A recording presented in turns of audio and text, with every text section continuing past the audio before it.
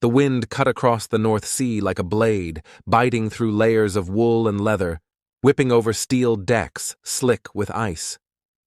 It was January 24th, 1915, deep winter in the northern waters, and the gray sky hung low over a restless, slate-colored sea. The men aboard the British battlecruisers stood at their stations, their breath steaming in the freezing air, eyes straining into the haze. Somewhere beyond the horizon, the German high seas fleet's battlecruisers were out there, and this morning, the British meant to find them. The First World War was less than 6 months old, yet the struggle for control of the sea was already defining its shape. Britain's Royal Navy was the largest in the world, an empire's shield and sword.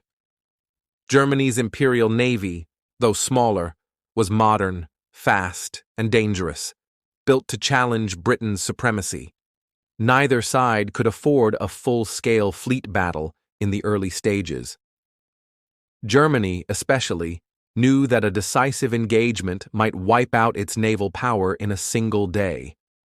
So instead, the German strategy was built around swift, punishing raids. Their battlecruisers, heavily armed, faster than dreadnoughts, would dash into British waters, strike at coastal towns or shipping routes, then retreat before the Royal Navy's main force could trap them. The North Sea became a chessboard of fog, minefields, and sudden violence. Just weeks earlier, German warships had shelled the English towns of Scarborough, Hartlepool, and Whitby, killing civilians and stirring outrage across Britain. The Admiralty was determined to answer. They had a secret advantage: Room 40.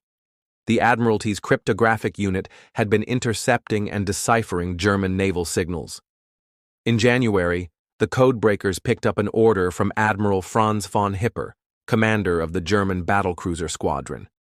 He planned to raid the Dogger Bank, a broad, shallow area in the central North Sea, famous for fishing grounds, but strategically important as well. Vice Admiral Sir David Beatty was given the order to intercept. He commanded the 1st Battlecruiser Squadron, HMS Lion, Tiger, and Princess Royal, with the older Indomitable in support, along with Commodore William Goodenough's 2nd Light Cruiser Squadron and a screen of destroyers. The plan was simple: catch Hipper in the act and sink his squadron before it could retreat to the safety of the German Bight. Before dawn on January 24th, Beatty's ships pushed out into the cold, rolling swells. The wind howled through rigging and whistled around armored turrets. In the engine rooms, stokers stripped to the waist despite the freezing air above, sweat pouring down their faces as they shoveled coal into roaring furnaces. Above decks, lookouts clung to icy rails, scanning the horizon through salt-stained binoculars, their eyes watering from the cold. The sea was heavy, the sky leaden. Even in calm weather, the North Sea was treacherous. In January, it could feel like the sea itself was an enemy.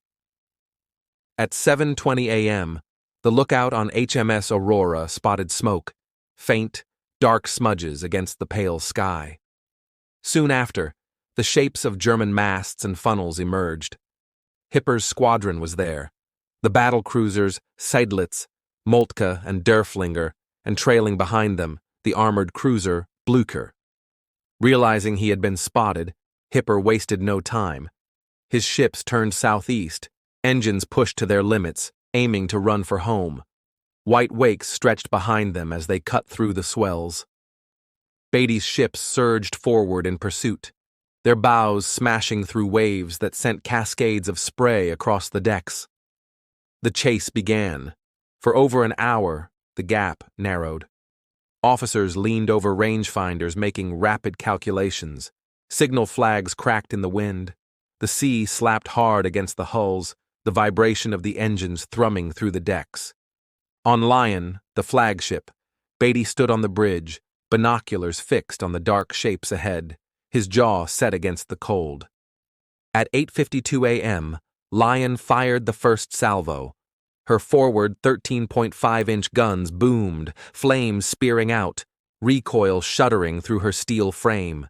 Shells the size of small cars arced high into the air before crashing into the sea near Blucher, throwing up towering geysers of water. Moments later, Tiger and Princess Royal joined in.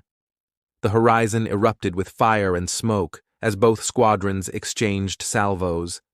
The Germans answered with their own heavy guns, shells screaming overhead or smashing into the sea in great plumes.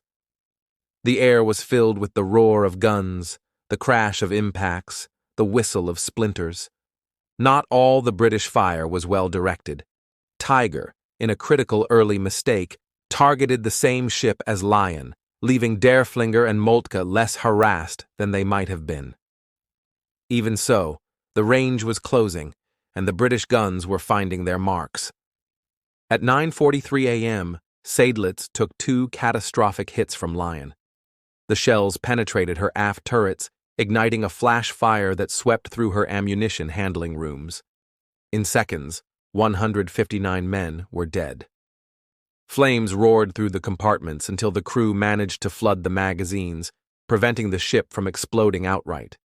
She was badly hurt, but still in the fight. Blucher, slower and less protected, was in serious trouble. She began falling behind the rest of the German line. Shell after shell smashed into her, tearing open decks, collapsing bulkheads, and starting fires that poured black smoke into the freezing wind. The chase continued into late morning.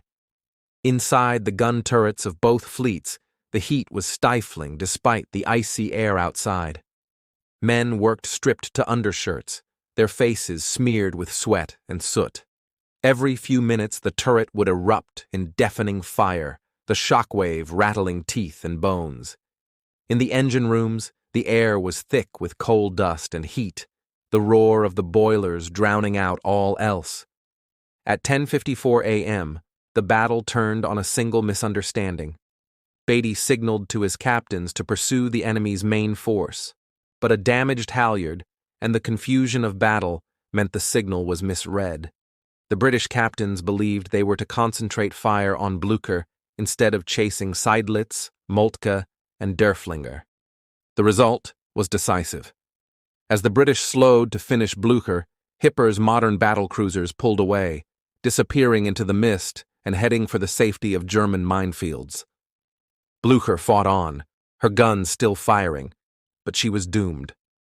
Torpedoes from British destroyers slammed into her side, and she began to list heavily. Crewmen scrambled across the decks, leaping into the freezing water. Oil slicks spread across the waves, mingled with debris and bodies.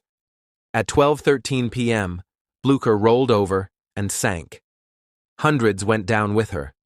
British destroyers moved in to rescue survivors, hauling oil-soaked men aboard, but many succumbed to hypothermia before they could be saved. When the guns fell silent, the battle was over.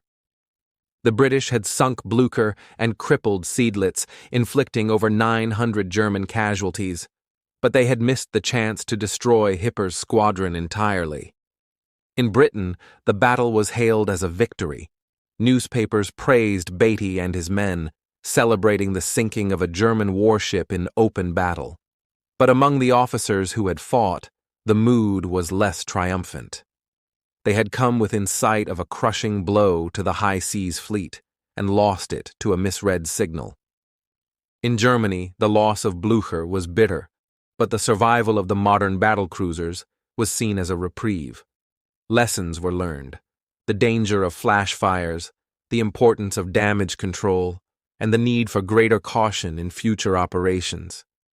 Beneath the cold gray waters of the North Sea, Blucher still lies, a steel coffin for the men who fought and died aboard her.